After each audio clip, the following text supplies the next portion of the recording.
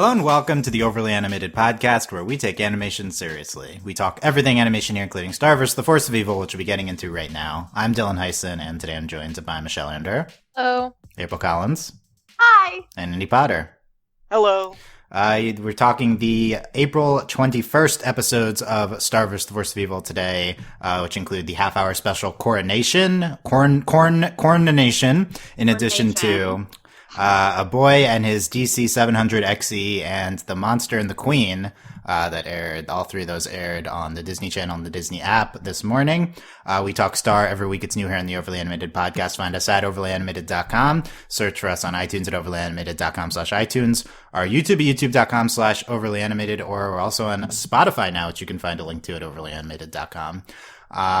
Spoilers for these three episodes and all previous episodes of Star. Actually, some big ones this week, so make sure you have checked out these episodes. Michelle, a lot happened, a lot's changed. What are your reactions to all of it? Wow, I actually really liked all three of these episodes. I feel like they were not nearly as meandery as the last bunch I saw like a month ago. So a lot, big things happened, honestly. Yes. This might be like only my opinion, but I really liked A Boy and His DC 700 XE the most. But that was purely because of Marco and Tom bonding. Like, I was so here for that. I mean, all the Globgore stuff was great too, but like that bonding though, so good. Okay.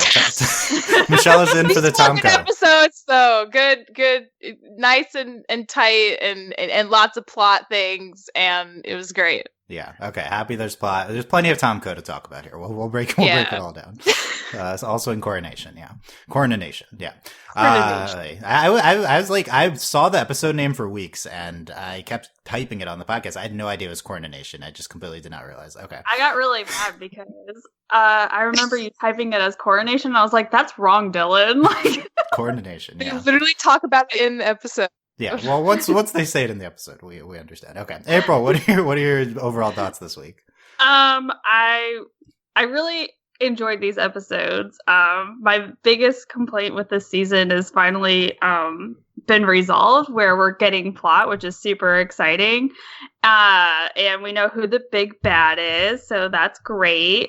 Wait, do we? Who is it? Who is it? Mina? Yeah.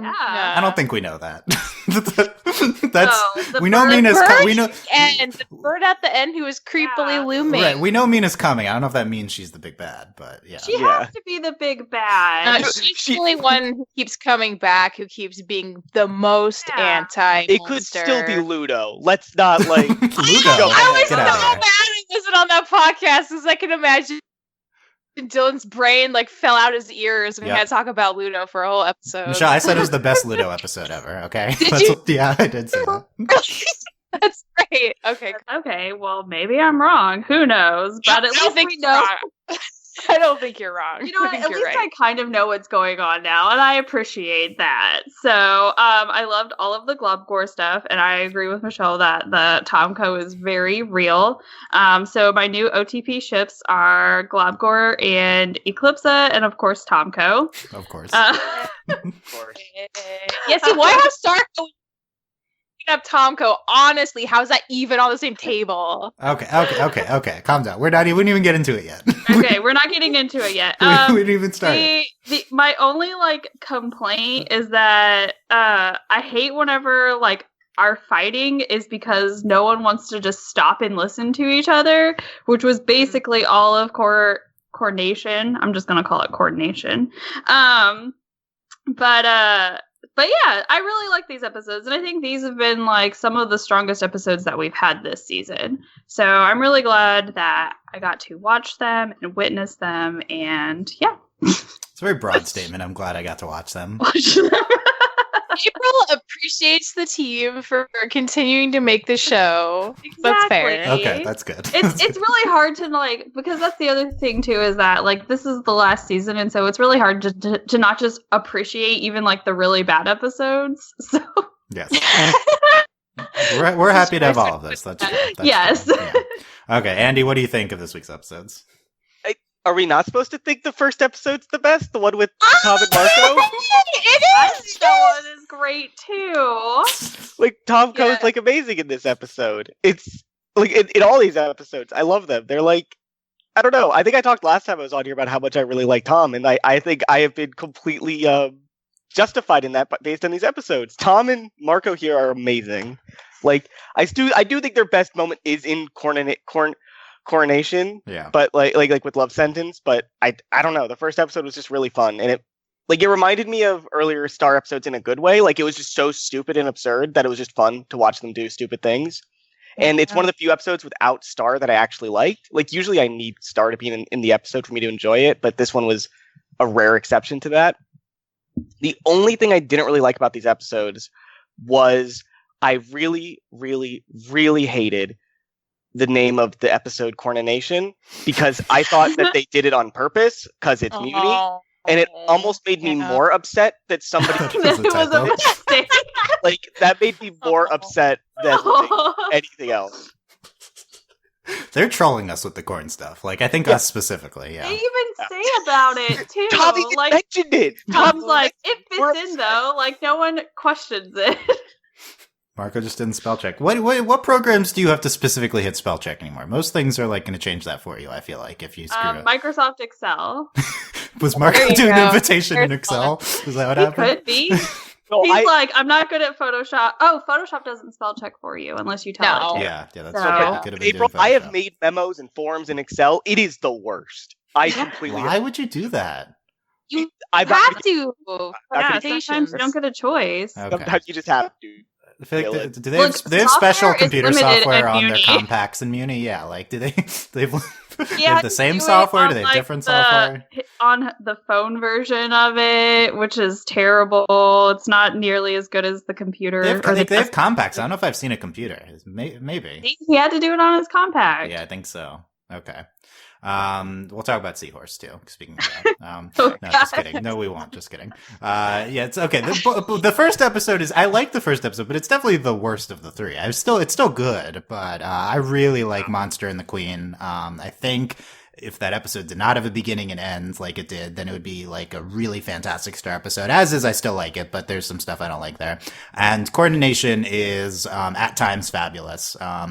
Like, this week is a big step up, I think, for the show. Like, things actually happen. We've been complaining about nothing happening. Things finally culminate in this episode. Did they culminate in a way that was satisfying to the build-up? That's a discussion point. Probably not. But it was still, like, interesting things that were happening. And I do think Coordination in the second half was very, very good. It still is, like, suffered from the same problems that Star half-hour episodes always suffer from, trying to do too many things, unfocused, parts are better than other parts, but that's okay. It was still really fun. I think the last two episodes are two of the best episodes of the season, and I also liked the first episode despite the Kelko things, which is pissing a lot of people off, which we'll talk about.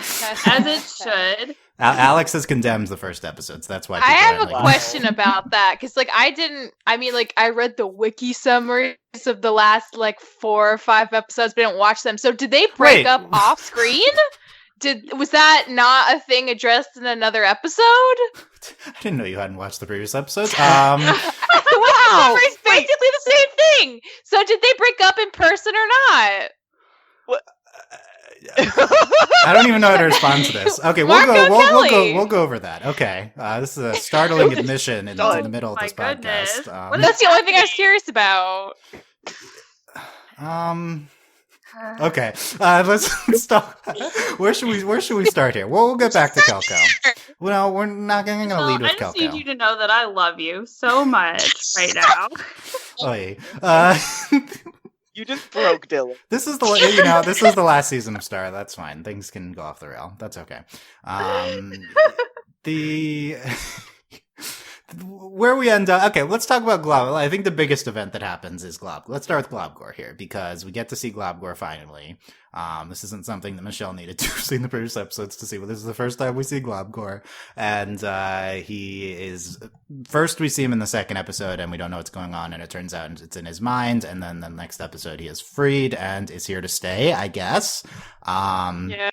Yeah, that's very exciting. This is a big thing. Is Globgore going to be the main villain? When's he going to be free? He is free. He's voiced by Jaime Camil my fave from Jane the Virgin, Rogelio de la Vega, and he's fantastic, I think, in this role. And they're singing, and it's great. April Globgor, is he what you thought he'd be? Like he seems very nice, right? This is, I think, the most striking thing. Super nice, and I love him for his niceness. I honestly did not expect him to be like as nice, and like he's genuinely charming.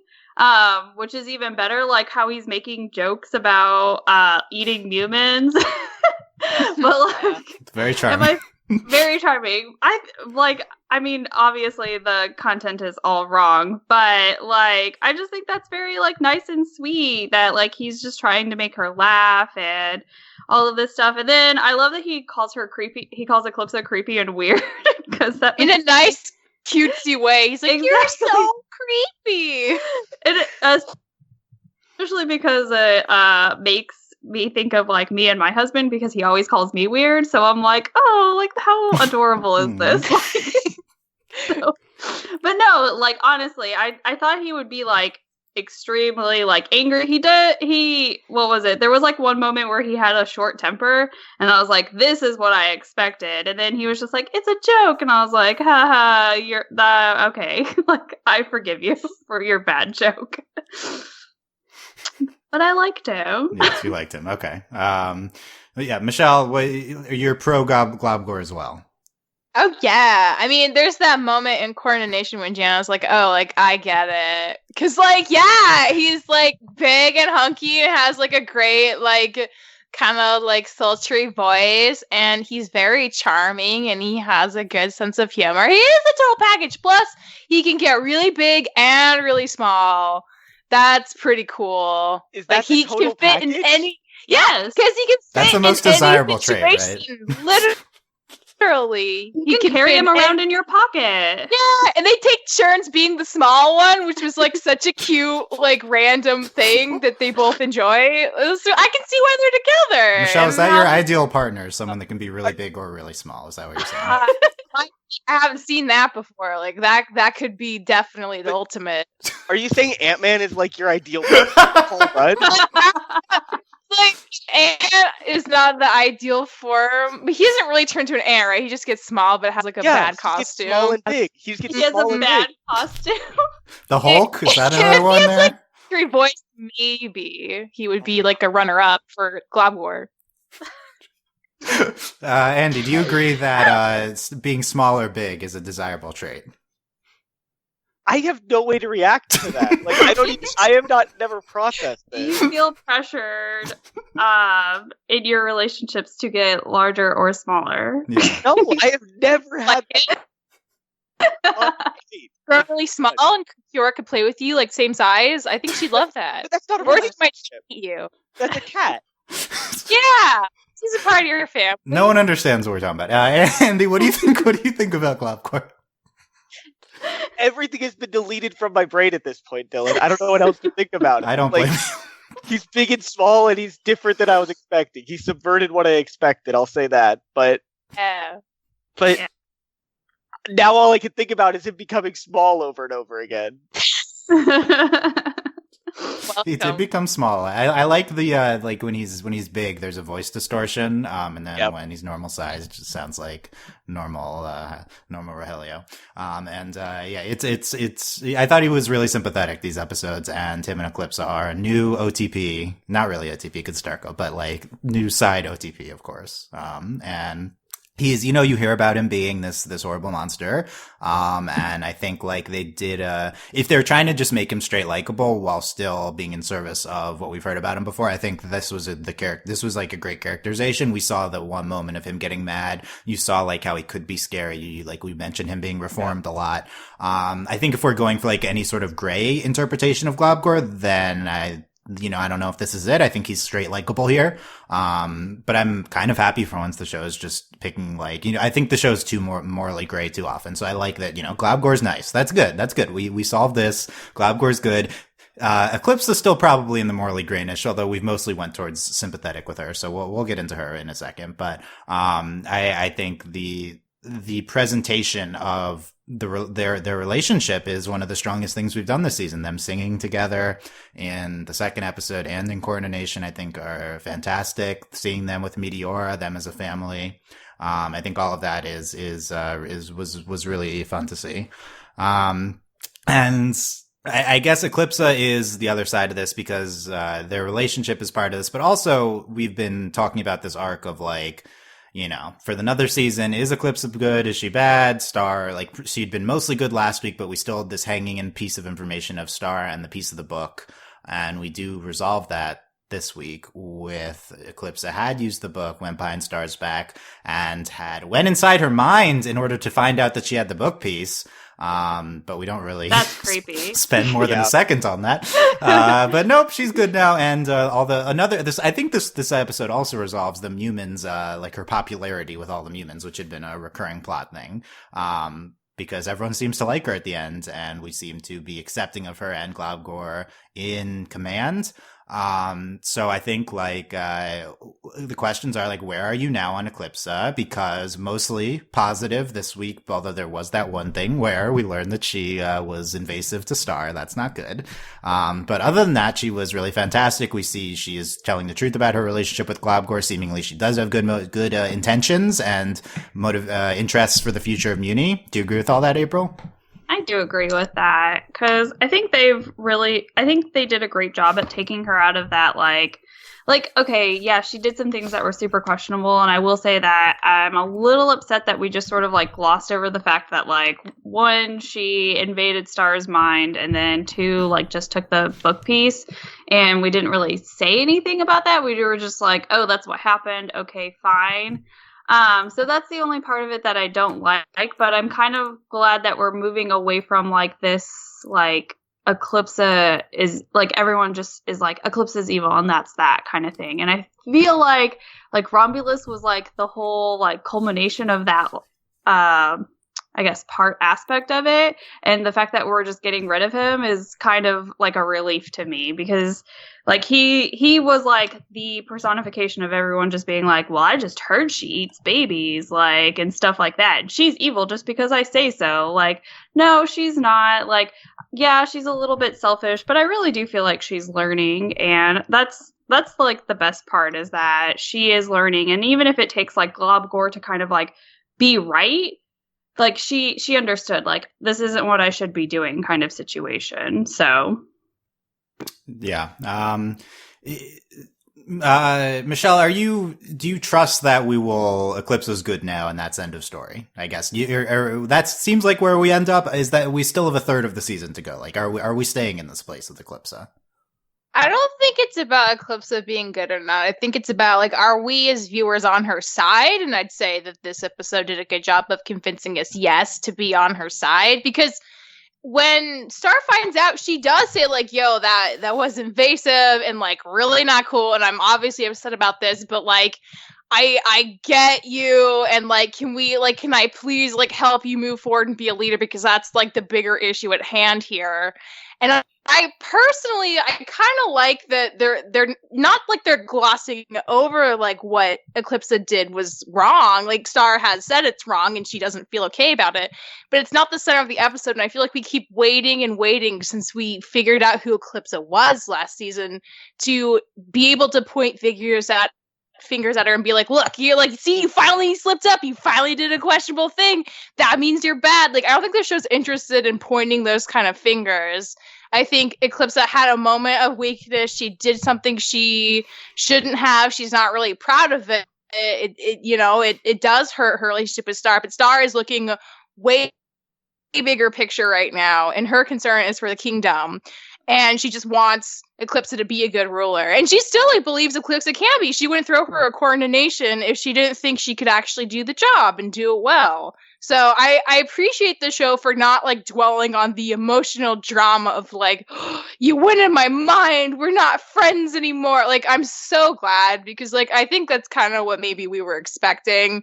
And like, I don't need to go down that road because it's not going to lead to anywhere really interesting. Like, I'm glad that we're moving forward. So I appreciate that that's not what we ended the episode on. And it was a little more uplifting and like bittersweet for Eclipsa. I mean, I'd say like the thing that I thought was a little more on was like we had this whole episode where it's like Eclipsa let him out. Oh no, she didn't. She's willing to wait on like the one person she wants to see the most, who like hasn't seen his child grow up at all. She's willing to wait because he's not ready, and she wants to like, you know, wait for a better time. Immediately followed by an episode where he comes out anyway, and now it's all resolved. Like, I wish there'd been like a couple more episodes between those two things, but the Star Eclipsa thing I thought honestly was fine the way it was handled. Yeah, I had that thought too, that if there was, if this was the second episode was the first episode or was last week, then there may have been some needed space between, those two. But I think you captured the show's attitude towards Eclipsa well and their intentions. So I agree with you that this is what they're going for here.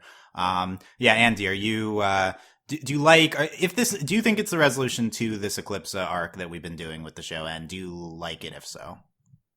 I think it's the resolution of who Eclipsa is, but it's definitely not the resolution of Eclipsa. Because now I feel like I understand Eclipsa's motivations a lot better, which is good, but I do think that this doesn't completely exonerate, or maybe not exonerate's the right word, doesn't make her completely...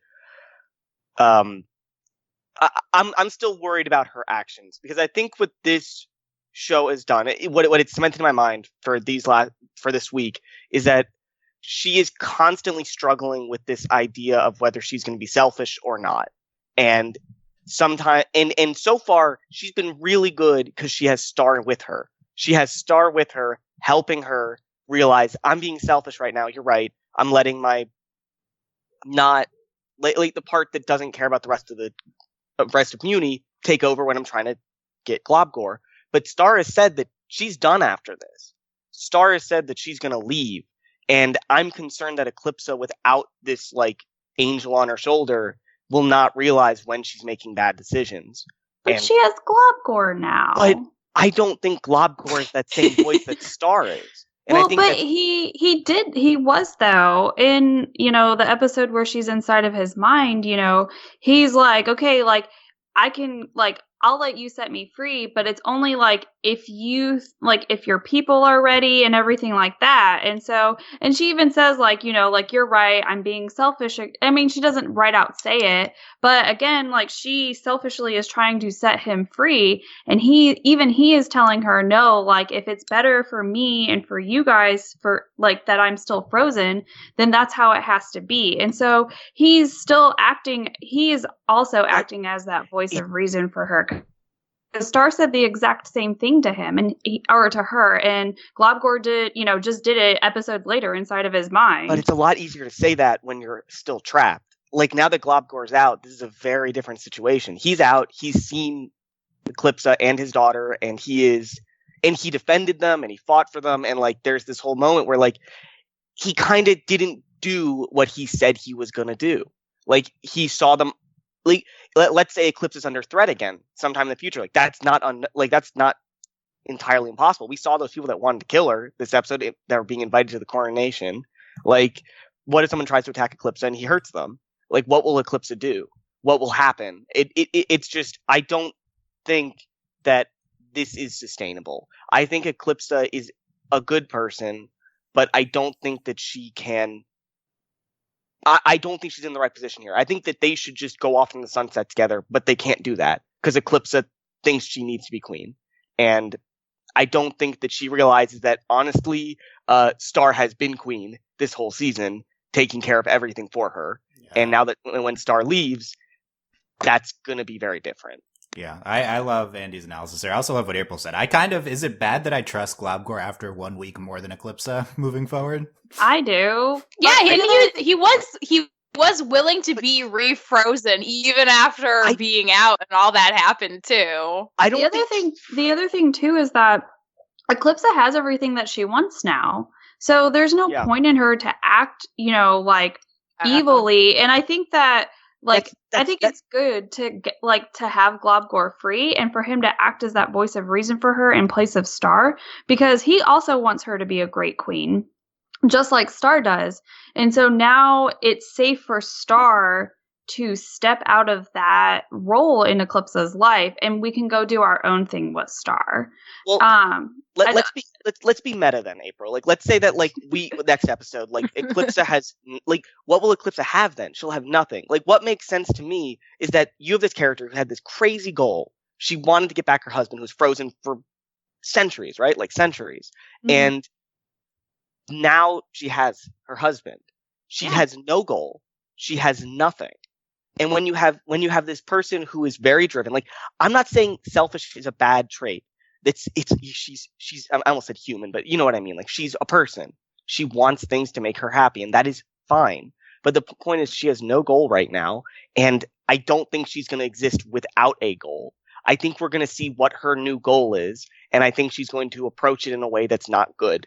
And that's going to be the real thing that sets it's not that Eclipse is evil. It's the fact that she just can't resist doing things that are just good for her first and foremost. Like, she will do something, see what's good about it, and Globgor, seeing his wife, isn't going to stop her because he doesn't want to hurt her and he doesn't want people hurting her. Like, I think that's the problem. Their love isn't, they love each other too much, and that they don't stop each other from doing things that could hurt other people.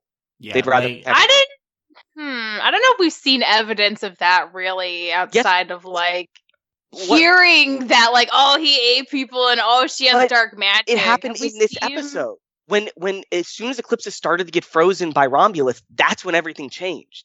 That's when the fight scene started. It was that moment. And Eclipsa didn't do anything because she didn't have her wand in her hand. Like, if the situations were reversed, like if they started to attack him, I'm very certain that Eclipsa would have defended him. Like, this is just what they are. But I took a lot of that more so as like because you have to remember too, like, he initially was trying to run away for Eclipsa and for Meteora, and then the only reason why he got involved was because Star brought him back. And I mean, it was very, I guess, ambitious of Star to think that, oh, we can just have a good conversation about this, because he was willing to be frozen and to be things, but it was the fact that Romulus was I guess sort of egging him on, and sort of like the High Commission. Like, I was so frustrated with the Magical High Commission because they kept initiating this fight that Globgor didn't want to have. And so, I mean, of course you're going to defend yourself. But that's my point, April. I'm saying you're right. And there's going to be situations where they're going to be in the right defending themselves, but that won't be the best for the country. They're going to be in the right.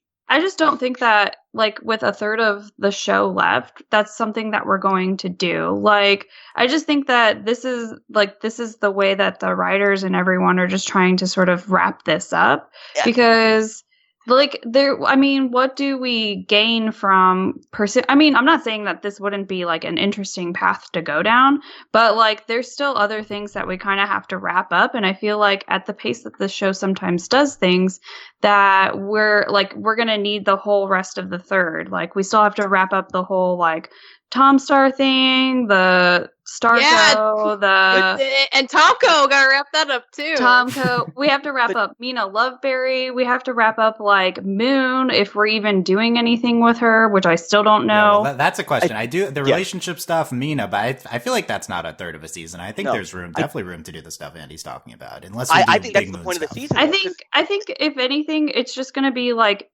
Eclipsa coming to a realization that she just doesn't, like, we're just going to have her just continuing to struggle, and not for, like, the fault of, like, you know, she's being attacked or anything like that. I think it's just going to be her struggling to accept this role. People to accept her. Yeah. And it's not even her accepting the role. I think half of the battle is that people don't want to accept her as queen. And I think actually what might end up happening is they're going to dismantle the monarchy and start a democracy, because they were kind of already seeding that at the end of the episode, right? Because Star went over and was like, what do the people think? They're like, it seemed like they was going there for 5 seconds. The other thing too is, that makes so much sense, because like they keep talking, like, for the past couple seasons, there's been so much about Star versus, like, her mom, and Star versus, like, this old, like, aristocratic way of ruling, and how problematic it is, and how it's been keeping monsters out, and we've slowly seen that kind of worn away over time.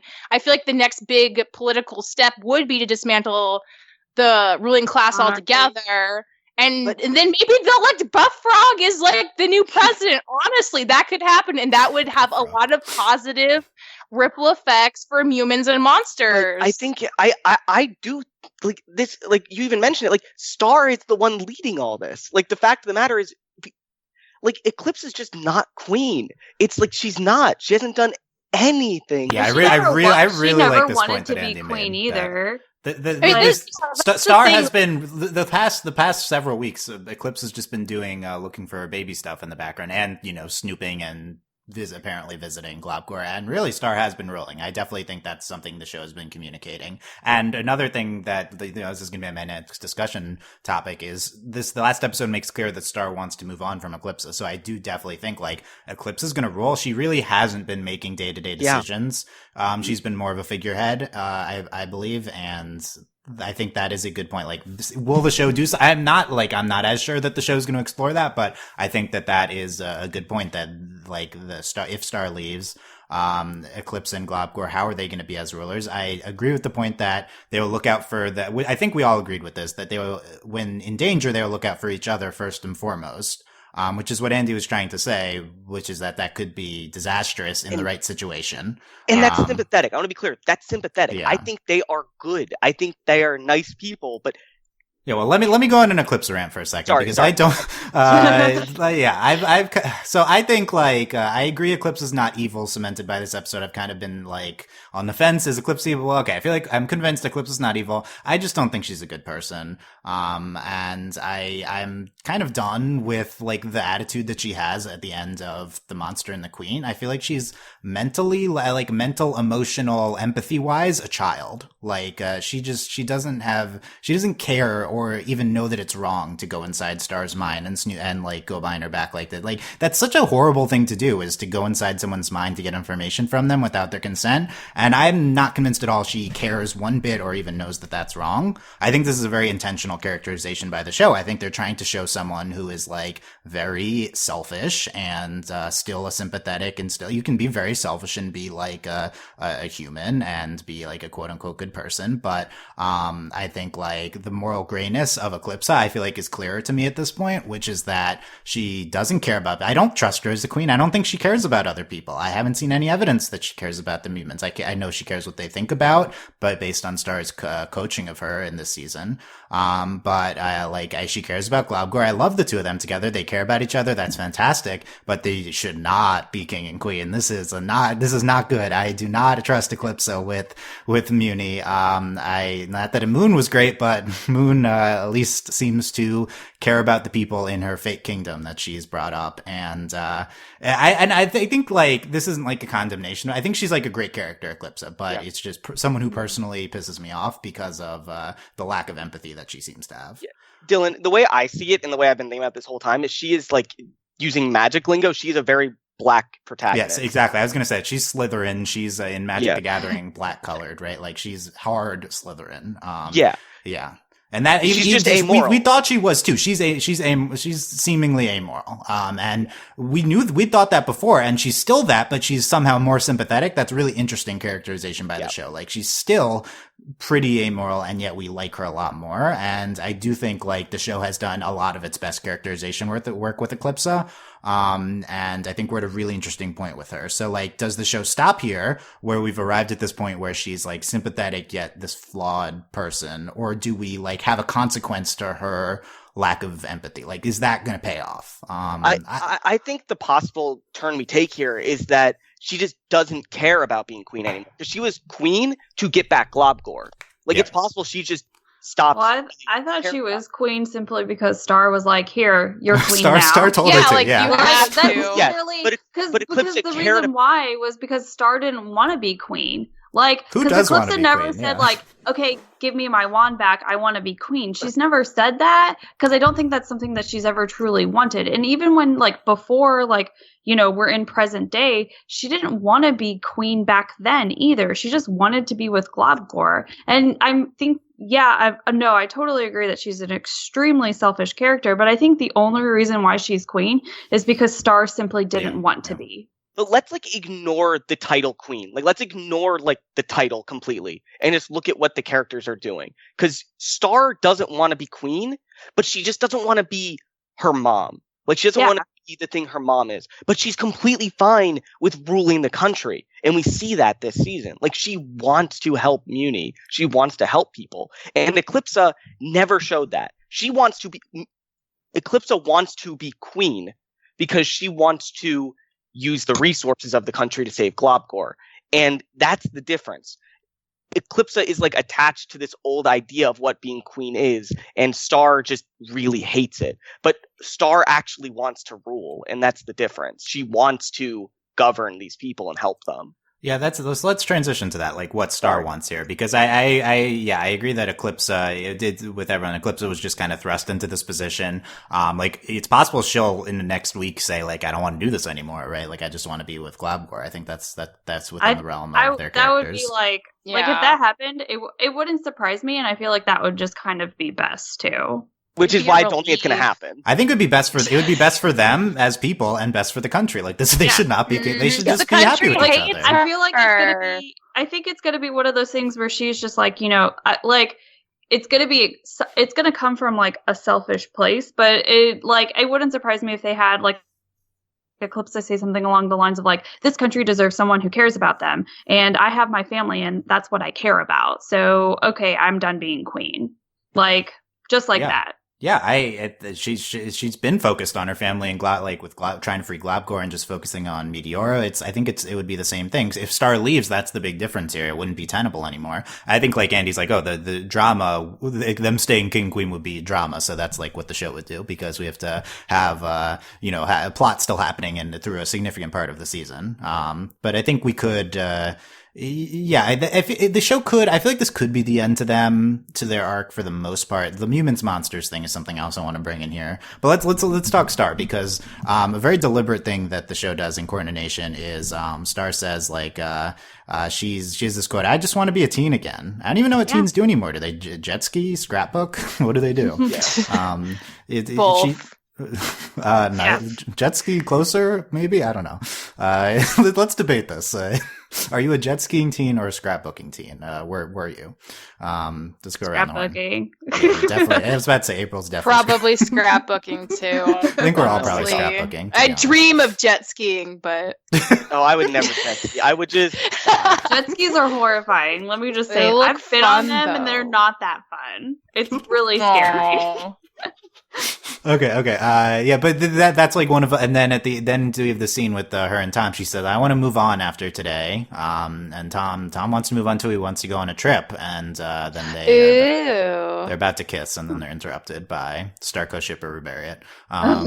But, he speaks for us. But, so Star just wants to stop being what she's been this season, which has basically been, acting queen / doing a lot of things in the Monster Temple. But this is a big, I think, character moment for Star. Like when the main character's saying they want to do something, this is very important, and I think that's like an interesting direction for Star. Like what does she want now?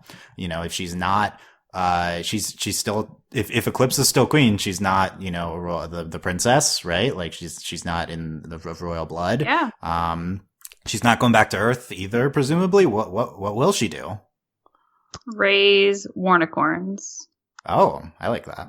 She said that's what she wanted to do in previous episodes. Is she going to start to go to a Warnicorn raising farm? Warnicorn farm! Yeah! But that's interesting too. What is it that our main character wants? She wants to be a teen. She doesn't even know what that is anymore. But I think what she's really saying is she just doesn't want to have responsibilities. Yeah. And that's really what she's not had. As many, yeah. Or not as big responsibilities. Yeah. Because right now, or what seemingly this entire season, her responsibility has been to like the people of Muni. And we already knew that she didn't want to be queen, so it's not like surprising that she's frustrated and she wants to move on. Yeah, that wants to move on. Andy, what do you see for Star in the coming episodes? I just see completely the opposite, because we've seen. I think the big thing we're trying to show, like this season, is trying to show us the differences between queen Queen Moon, Eclipsa, and Star. Like, that's the main thing they're trying to show us, because all three of them have very different opinions on how to rule the country and what they want to do with their lives. Because we saw Queen Moon, she was, I don't know if good is the right word, but she ruled Muni, and she did it for a while, and now that she's not queen, she doesn't want to rule. Like, she's trying to find every way that she can just have a quiet life. Like, she doesn't want it. And Star, on the other hand, is not queen, but she wants to help people still. And I think she wants to be a teen because she thinks that's what she's supposed to want. But the thing is, I think she's liked doing this for people. She's liked getting Buff Frog back. She's liked helping Eclipsa, whether Eclipsa is good or bad. She's liked helping her.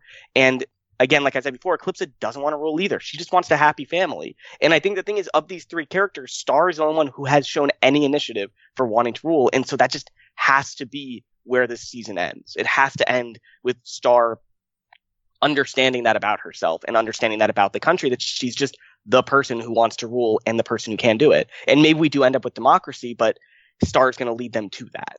Yeah, I feel like what you're making it sound is Frog does. I do think Buff Frog is like the type of character that would be elected president at the end of the show. Yeah, he could handle it. Yeah. But I like what Andy's saying, and that that made me think, like, is Star going to be elected president at the end of the season? I think what you're saying is that Eclipse is like not a good ruler and not empathetic. Moon is a good ruler but not empathetic. Star is both. I think she's like empathetic and a good ruler. So she's like the best I think it's hard to see that, because all we hear from Star is she doesn't want to be queen, but that's just hiding the real, like, that's the surface level of what Star feels. Like, she doesn't want to be queen because she wants to be more than that. She wants to do something different. Yeah, I think Star views like being queen unfavorably, considering what it means than what she saw her mom do. So she might, if she wanted to make a difference, and I do think she's entitled and probably should at this point go back to being more of a normal kid. But if she would want a different way to make a difference, maybe like the High Commission comes into this, because I think the High Commission has been showed as being very flawed. Maybe Star replaces Romulus on the Magic High Commission. Maybe that's what we're doing. I don't know. Maybe that's how she helps. That'd be nice. Yeah. I also think it's possible we get like a time skip, like we just say like Star, like, I'm not going to rule now, but in the future I will, or something. Yeah, like, then epilogue of her being elected as an adult. Yeah. Because that's the other thing. Like, how could Star be elected president? Yeah, she's like a teenager still. I like the idea for being able to go back to a quote unquote normal teen life, because like I feel like she deserves to have some semblance of her childhood left before she is a full-fledged adult. For her to take on a whole kingdom, especially when she doesn't necessarily have to if they dismantle the monarchy. I think it'd be great if she was able to be a kid again for a while. I think she deserves that. Yeah, I agree. Yeah. I definitely agree. Maybe her and Mark go back to Earth in the last episode, and then we have an epilogue of them coming back to Muni and then being elected at some point, after a time skip. Would it be great if like the finale used the original ending song and just Star just walking down? Oh my god, yes! Bring back the best song. Yeah, I think that now we're starting to get a picture of where we might go at the end of the show. This is really interesting, yeah. So I think like what's happening with Star next. I do think, like, considering we know that Beach Day is next week, we're going to see Star trying to be normal for a little bit. Yeah. So that will presumably go poorly in some capacity, whether it be because of Eclipse or because Star can't sit still with this. Like, she needs to be doing something bigger. I'm not sure. But we'll see. We quickly hit on, Romulus. Romulus being thrown in jail. He's being like, seen as like the culprit of a lot of this. What happened? I feel like Romulus not good, but a little scapegoated. I think the High Commission at large was not good too. Probably. Yeah. So I trust Hekapu to she ultimately did the right thing, but clearly all of the High Commission was biased here, and Romulus was biased and took bad action. But yeah, Romulus being thrown in jail, that's a pretty big deal. So will that be an arc? Well, is that just to create a vacancy? Will there be an arc with Romulus coming up? Like Mina breaks him out of jail or something. No, with their crow army. But like I could totally Yeah, like I can see her being like, I hear you like sympathize with the cause. Come join me. Like, this is Sebastian. He's a crow. Like, this is all we got. You remembered the name, okay, the crow's name. That's impressive. Yeah, no, so I think in terms of Romulus, and Romulus has always been like stupid and like he's been like sometimes pointed in the wrong direction. But I feel like this is the most insidious he's ever been. Like he like faked this whole thing in order to have something happen to make his biases true. But he's still like, I don't think we view him as like a mastermind. He's still kind of dumb. No, he's definitely not smart. Yeah.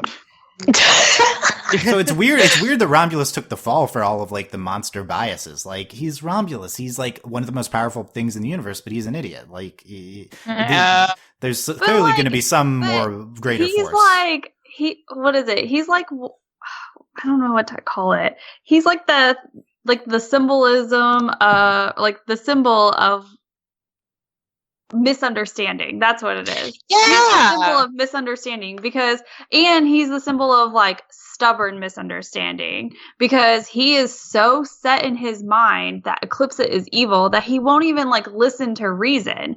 He's like, well, I just knew that if I set him free, then he would like cause chaos and then we would get to like be right. And it's like, first off, where in your head does that even begin to make sense? Like, and also like there's clearly all of this evidence that supports that, Globgor isn't right or whatever, but you refuse to see it.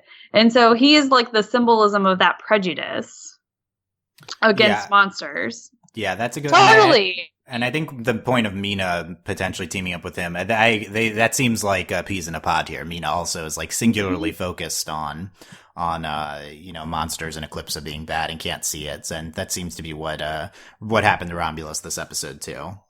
So yeah, I think like another question is like, what's Mina gonna do? We see the crow at the end that Mina's coming. We saw that set up from a previous episode. Like most things from this first 2/3 of the season were resolved. I think you could argue that they were resolved in this episode, but Mina is the one thing that definitely wasn't resolved and was shown at the end to have been something that's coming later. So like, I think that's probably a big option is Mina breaking Romulus out and them attacking together.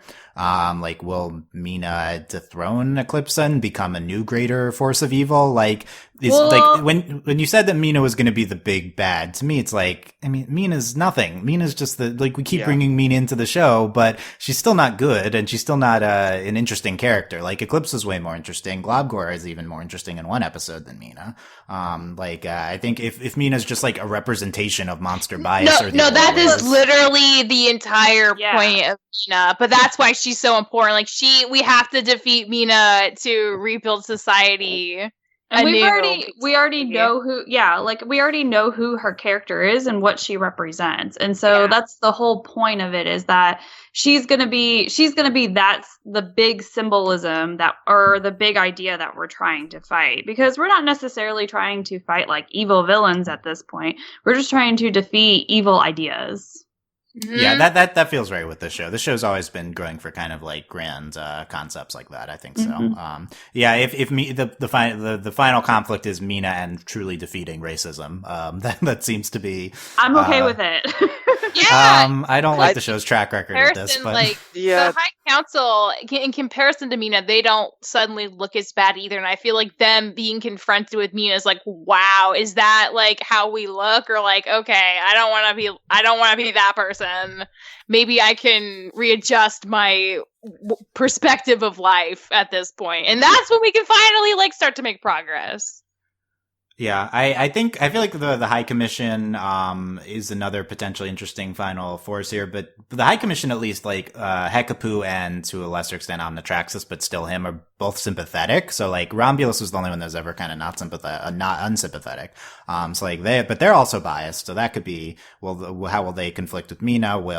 They also have these biases here. Well, they have their biases, but they're also not like breaking Globgor out of Crystal to prove their bias. Like they're still being like team players, if anything. Right. Like, it's still definitely insidious to have the ruling like thing be biased, and it can implement in even if Romulus did it in the most direct manifestation of them being bad. It's still smaller ways that they would come into play. But yeah, I think that gets into the question of like, is our monsters Mumins arc like completed because Eclipsa is accepted by Mumins at the end of this episode, seemingly. At least they're all kind of like, but they all agree with Buffrog at least that let them stay. They're okay with Globgor. Like the symbolism of monster hatred, I feel like staying, that's like a huge step. Are we just done with the Mumin monster racism theme? Where it seems like we're saying no. No, because of Mina, basically. Yeah. So it's like, will Mina like inspire the hearts of the racists to come back to being racist, or will like everyone be against her? You know, like, and that's kind of the question. Yeah. That's kind of what I don't like about this, because I think this show is very effectively not very effective, but it's showing what racism is. But I don't think it's showing the more insidious part of it, where it's like a lot of the racists aren't just these dumb yelling people like Romulus and Mina, like. I think that's kind of the part where I don't like it. It's just like, here's these stupid people, and if we beat them, racism's done. Like, that's not how it works. There are these insidious... That makes me think the show wouldn't do that, because I do think it's aware of that, you know, that's not how it works. So yeah, I just don't know who we use for that, though, Dylan. Right, so the season has done a little bit of the insidiousness, showing random human citizens, but it's also very, like, over the top, even when they try to... Yeah. I don't know. And the other thing, too, I guess doubts that, like, us coming to the conclusion of this is because even with like first off, there's a bunch of humans who say that they don't like Eclipsa, but they were also at that arena. So I mean, Moon was there, but we're not doing anything with her, it seems. But like there were some of the Mumins from like the Mumin camp who were there and were like, yeah, but I still don't like her. And I'm like, dude, why are you even at this event? Like, if you don't like Eclipsa. Yeah, why did you come to the Cornonation? But so I think that like it's not completely defeated, but I feel like it's going to be like a scaled down version for at least a couple of episodes until the whole like Mina thing comes into play, and then she's going to sort of raise this Mumin army who happen to all be in Moon's part of the forest, I guess. I don't know. I don't want to call it her kingdom because that's not what she wants, and so I'm just trying to be. Well, let's talk Moon, because I do think that could connect to that, because Moon in this episode, we culminate Moon. No, she just sits out of it basically. Yeah, she's just literally there, not doing. But we saw with the previous thing that her sitting out of it with I'm not gonna stop Mina from killing Eclipsa. That's like an evil action that she took. So this is so we saw that Moon being impartial can be. Even though she thinks she's being impartial, she's really just being bad. So that might be, it's like this episode was fine because it resolved, everything worked out well, but, like if they turned on Globgor, she wouldn't have stopped them, right? She would have, at least sit out of it, maybe even let, like, so I think Moon is another thing that's kind of unresolved here in what we're doing. Well, we'll do stuff with Moon the last few weeks. I think, hope, for sure. because I feel like if there was any place for Moon to sort of jump in, like this could have been it. I mean, she was there, first off, or, like, I feel like if you're going to have her, you should have her. Because she's been kind of a big part of this series, and so for her to just literally come into an episode, be like, well, I still feel my ways about Eclipsa, and then she still shows up, and just sits there, and the only thing that she does is tell Star that she wishes she wasn't involved in this situation, and that's it. Like, doesn't necessarily put up a fight to stop Star. If that was really her motivation, she just sits there. And then at the end she says, oh, stop calling me queen. I think there's a chance Moon is our main, quote unquote, main antagonist still. I don't know. I feel like it'd be more interesting to do something like that almost than Mina. Like, she enables Mina and she's ultimately the force of bad there. Like, it'd be interesting if like the final conflict of the show is like just a discussion between Star and Moon. Like, that'd be kind of interesting. I do think that's like, I think that would actually be interesting. I think that's like a lot of what the show is about, is, you know, Star versus her mom's ideas, and or the old way of life. So yeah, I think we're certainly building to something with at least Moon in relation to Star, and I don't know if we've really wrapped up this Moon's Muni Kingdom thing. Although, yeah, I do think everyone seems to be on board at the end of the episode. So it's interesting where we're going from there. Yeah. Let's talk random stuff that we haven't talked about and shipping. So of course, Tomko, big thing with Yes. First episode, a lot of Tomko. Second third Coronation, they sing Love Sentence together and hold hands. and have a fantastic duet. And then also in the first episode, they're helping each other, their friendship, but also there's some like teasing by Kelly and like Talon, like referring to them romantically, I think, in that episode. So we're more in on explicit Tom and Marco like as a legitimate romantic option, because I think that's what the show's trying to do. They're like, we're going to legitimize this like potential like crack ship by, you know, having it be portrayed as a legitimate option this season, which I think that they've... Is it a crack ship if they're so in sync with each other? Well, that's what I'm saying. They're making it not a crack ship this season, yeah. And even if it's still just like they're not in a relationship, I do like the show being like, it's okay to have these kinds of relationships, guys and guys. Yeah. Like, this is like, they're very emotionally open to each other. They're very vulnerable to each other at times, and I like that in this show. Yeah, at the very least, it's a great portrayal of male friendship with the two of them. It's a great portrayal of what all friendship should be. Like, I think shows do this. They show male friendships like this, but one of the friends is usually kind of really heavily feminized. But like, this isn't true here. Like, these are both two guys that kind of want to be quote unquote cool, but they have a very different version of cool than I think old shows have. Yeah, they're motorcycle bonding episode. So yeah, I think this is a good example of that. I think I appreciate the show legitimizing like the potential queer romance of Tom and Marco, but I don't think it's really legitimate unless they like actually dated or something. So like, I don't know. Tom pulled him in for a hug at the end of Cornonation, like. Right, like I definitely think that they've been like explicitly showing it in a way that they haven't, and that's been really fun.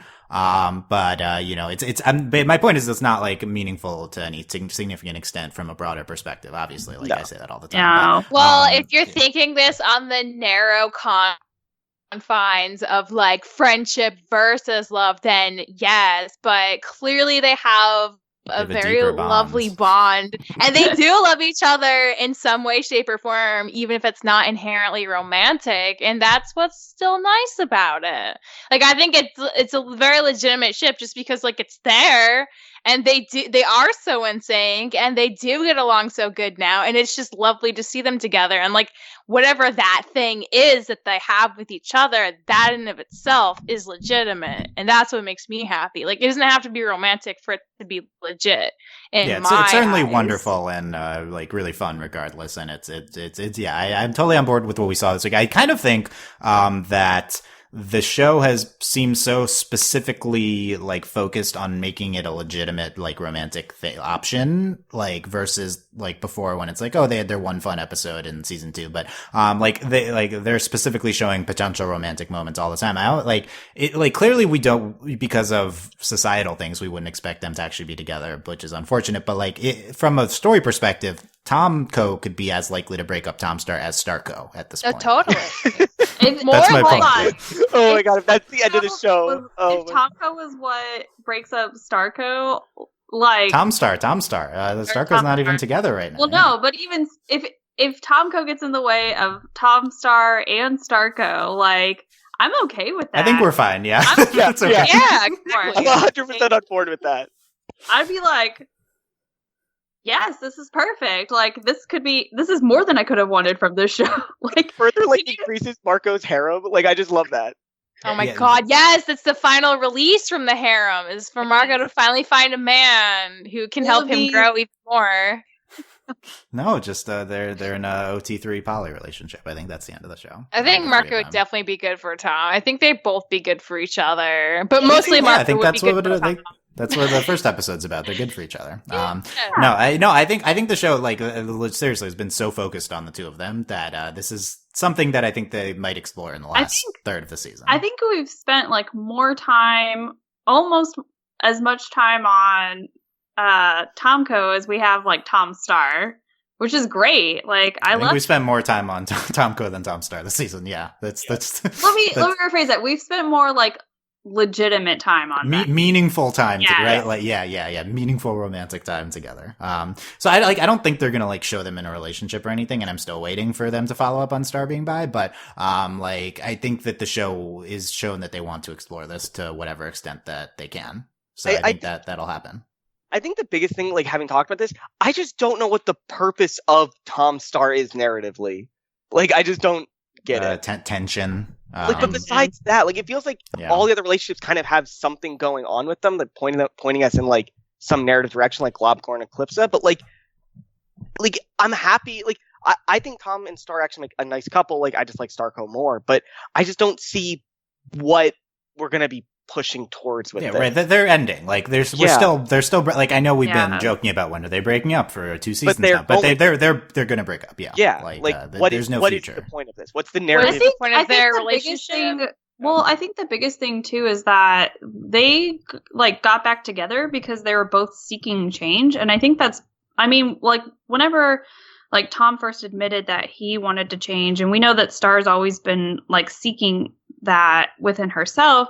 I think that their relationship is like, if their relationship ends, it's going to be because they finally like become the best versions of themselves, and then they realize that they don't need to sort of like piggyback off of each other's like motivation to be better. Yeah, which is like a huge subversion of the whole like, awful boyfriend trope that they kind of started out with in season 1. Like, we assumed that Tom was just going to fade into the background as like this awful person that Star escaped and grew from, but like, no, like they're actively making each other better versions of themselves. And I love April's idea of like, yeah, so the culmination of that is not that they stay together, but they outgrow each other in a healthy way that is mutually good, and then they go and they still remain friends. Like, that's awesome. We never get to see that kind of relationship, and that's worth keeping around, to me, at least for now. I think the best version of this, the best ending of this, would be if Tom breaks up with Star, but not in like a way that causes like anger or like tears or anything. It's just like, not dramatic. Yeah, no, Tom is just like, I think he just says like they've moved apart, or like they're moving in different directions, and he realizes that, and Star just is like, yeah, we are, and like that's it.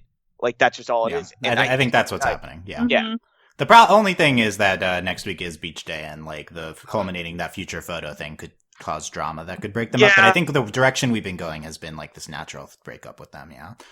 So we'll see. But yeah, it's Tom. Yeah, I like Tom Star presumably still ending. We're still going to do, like, we still think Starco's happening. And Tomco is, but also Tomco has been a thing that the show's been interested in exploring. And then the other side of this is Kelco, which was a thing for the last few weeks, which we've shown them being breakup buddies. They said they want to be breakup buddies. They're basically dating, although they called it breakup buddies. And then they break up off screen in this first episode here. Marco says they decided to stop doing the breakup buddies thing, and Kelly says, my breakup buddy broke up with me. So seemingly Marco. But a lot of people not happy with this happening off screen.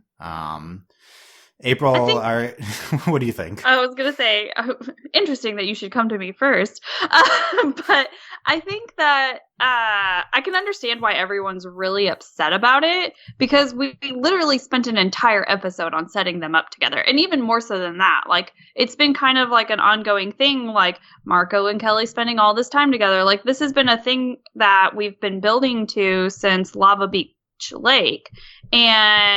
And then for them to just simply like break up off screen. So yeah, I can understand why everyone would be like super offended. And I mean, I'm a little bit too, but especially because Marco said that it was amicable. I can't say words. You know what I'm saying. But then Kelly seems to be upset about it. So what exactly happened? Okay, yeah, we need to talk about that. Was the breakup off screen or not? It was off screen. It was off screen. That's a little sad then. Yeah, so the breakup was off screen, and then it's interesting because Marco says to Tom that like it was sort of like a mutual thing, but then Kelly seems upset about it when she's talking to Hekapu, and not like overly upset, but just like, I can't believe this dumped her. Yeah, because he dumped her. So what happened that Marco decided to break up with his breakup buddy? And I feel like that's something that we're going to explore, or like we'll at least touch on, because for them to just kind of do that, like if we don't figure it out, then yes, I agree with all of those upset people. Like, you have the right to be offended and mad, because for it to just like end with no reason, like, that's dumb. I want to know why. Yeah. So what happened is that he's still in love with Star, but I do agree he's in love with Tom, or maybe he realized his feelings for Tom, which is the other reason why Kelly's upset that he invited Tom along on the thing. Yeah, it's all coming together. The whole day training him on his dragon cycle. Yep. I think that could be a thing that might be a reason she didn't want Tom there. Yeah. If she sees them interacting intimately. Yeah, I think it'll be approached by the show from Marco's perspective after this episode. I don't think we'll do like a Kelko breakup retrospective, but we'll be like, what the emotional state is Marco in? What's he been thinking? So that will kind of resolve this. Regardless, it's annoying that the show spent time on Kelko for several episodes and then broke them up off screen. Like, Kelko on its own is not something that needed to be addressed on screen if the show had not spent time on it. But it's like, you guys did spend time on this, so why are you just shoving it aside now? Why are we just like, I guess, like throwing it away in the garbage almost? Right. And I think we'll make some attempt, but probably people will still be upset after a future episode. But I want to shift it quickly to Starco because I do think that this episode says some Starco moments with, specifically the end of The Monster and the Queen, where Star says, "I know what it's like to miss someone. When you love them, you do crazy things." Referring to Marco, I believe. It's open to interpretation. It is open, yes. It is left open. It is left open. The other thing, so what I immediately thought of whenever she said that line was, I was thinking that she was probably remembering back whenever, like, he was, like, attempting to date Jackie, and she just sort of, like, let herself just sort of slip out of the light, because... And that's what I got from that. I just can't, like, if we were gonna, I guess if this is the start of Starco, like, Endgame, then okay. But I feel like we could have gotten a little bit more. I feel like the show's been doing, I guess, a decent job at keeping them separated. Since since Blood Moon, right? They've been suppressing their feelings. If you're under the interpretation that they still have feelings for each other, that's what's been happening since Blood Moon. We haven't addressed it as much, so I think this is still with them like suppressing and not like themselves recognizing their own feelings. Except for maybe Marco was thinking that when he broke up with Kelly. We'll see when we reflect on what he's going through. Star, I believe, was referring to Marco at that line. I saw a GIF set with like this. Laundry with the laundry knife, whatever his name, and she was like freaking out in that episode, and then she was like, I really am messed up about Marco. So I think this is something the show's explored before, where Star's feelings for Marco making her behave abnormally. Then another thing is, I do think there's Starco parallels with Eclipsa and Globgor, including potentially, like, they say the same line. I think that Starco said at one point, "My lady, don't call me that." I feel like that was a Stark line. I don't remember. Yeah. So I think we're also supposed to draw some parallels there. Either way, we're very, very slowly starting to build, I think, to in the truest fashion of this show. This show, yes. Thank you, Star, for being as annoying as possible with culminating Starco bit. That's I think this is the start. I mean, we've been on the start since the end of Blood Moon, and I think now that Star is going to take time away from more plotty things, now we can explore, or at least until she's thrust back into plotty things with Mina coming, I guess, explore relationship stuff with her. Probably next week. So we said last week, are we still on board? Are we still thinking the show is still doing Starco? I think yes. Again, after this week, nothing's really changed. The show is still doing the same annoying thing it's been doing. So we're on the same trajectory with culminating Starco in the finale. Thank goodness we haven't steered off course. Yes, thank goodness. Dylan, what would you do if they just didn't confirm Starco for the season finale? I mean, are we doing like, hi, friend, hi, all right, the end. What would you do? Are we doing Tomko instead? Because then it's fine. Yeah, that's fine. But no, they would just do nothing, right? And then they just be like they're friends at the end.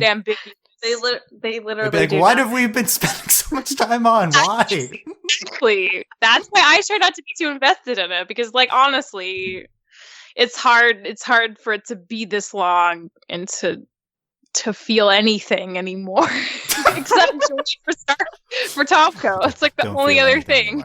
Yeah. I don't blame anyone for being exhausted, even if they ship or don't ship Stark with what's happening. I think we're all exhausted at this point, but hopefully we get a kick in the pants next week with the beach day. That photo thing is speaking of unanswered plot things, the future photo, that's still a thing. So we'll address that. Fun. Okay. Other random things. We didn't really recap the episodes too much, but I think them singing, that was great. Oh, by the song in Monster and the Queen, same version of the song that they sing at the end of Cornonation. I think it was good. We get some. I think Cornonation has some funny lines. We mentioned Star and the Teen line. We have this swing with Rubariot talking to Janna. Who is this person? Why is she here? This is the summary of Janna this season. Yeah, they're going for a very specific. This is the joke with Janna this season. We don't know why she's here. We get it. I also liked what was it? Because he didn't know who Love Sentence was, and then after Marco and Tom sing it, there's that really angry guy in the audience, and he goes, "I really like this." Yeah. I really like this while he still looks angry. Oh, yeah, I like that guy too. The shot lingered on him for a while, but I think I love the talent show in general. The talent show is great. Well, we can't. We're performers. Like, we can't put a show together at the last minute, and then Full Duke just shows up. Yeah, Full Duke's like, nope, I'm doing it. Yeah, it's good. Good use of Full Duke. Also, I think good use of Ponyhead in this episode, who correctly makes, with her and her sisters, makes up Eclipse and then's your girl's in good hands, like figuratively or whatever. More Ponyhead body or character design jokes, yeah. Also, Full Duke danced with Janna. Full Duke and Janna did dance, yes. This is shipping radar. First somewhat gay thing we've ever done with Janna. There you go. I'm waiting for it. Also Janna, Globgor comes out and Janna's like, "Oh, nice job, Eclipse. I get it now." Yeah, exactly. I get it. It says it all. Yeah. Janna has the same like ideals like she's looking for as Michelle apparently. Big and small. Yeah. Janna. Yeah, Michelle just talked to Janna about that. Yeah, like she gets the tall shrink thing. She understands. Yeah, she gets it. Okay. Globgor Eclipse parallels. Globgor calls Eclipse my darkest star, by the way. So I think that's notable. That's so cute. Too. Yeah. What else we got here? I liked the leeks and leeches thing. Mm-hmm. Where Globgor is confused, or she's like, "Remember how you thought leeks were leeches?" And he goes, "They sound the same." But that was cute. Yeah, I think everything in the middle of Monster. Oh, by the way, I criticized the beginning and end of Monster and the Queen in the beginning.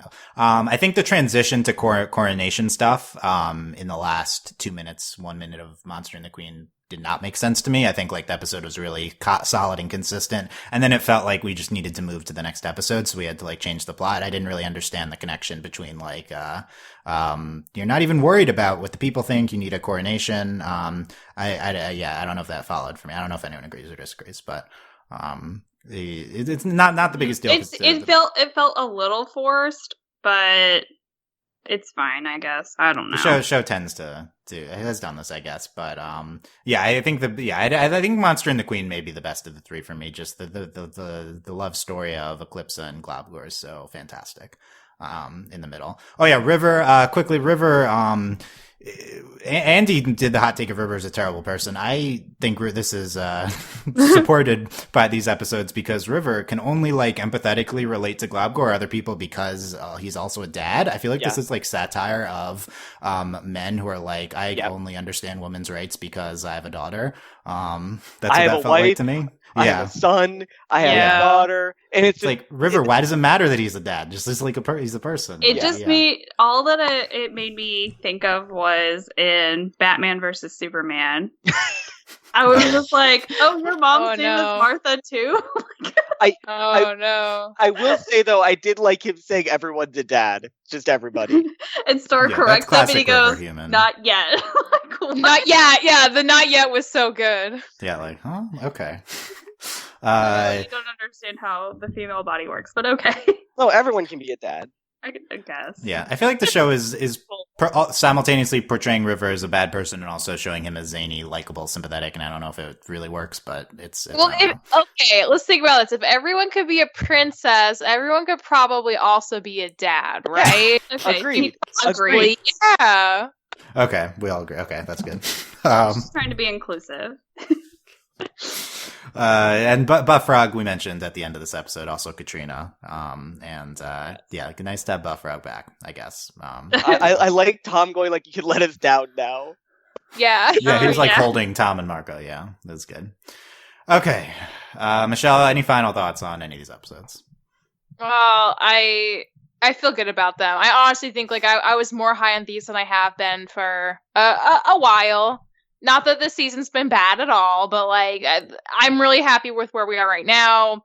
Obviously, things are gonna have to change dramatically pretty soon. Maybe not immediately if we're going to the beach, but I'm intrigued. I'm excited for the next batch of episodes.